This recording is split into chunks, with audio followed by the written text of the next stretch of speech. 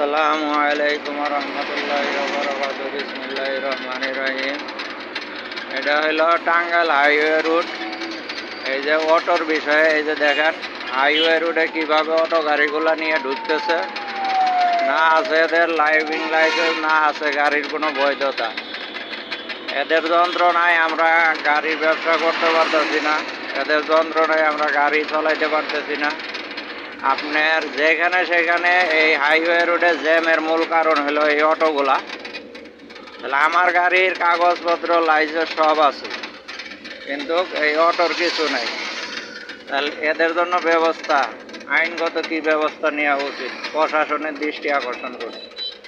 তাহলে এরা বৈধ, এরা হাইওয়ে রুট দখল করে দাবিয়ে বেড়াচ্ছে, আর আমি বৈধ, আমাকে ধরে মামলা দেয়, আমার পুলিশ প্রশাসনের কাছে জবাবদিহিতা করতে হয়। হ্যাঁ, এটাই হলো বাংলাদেশের আইন।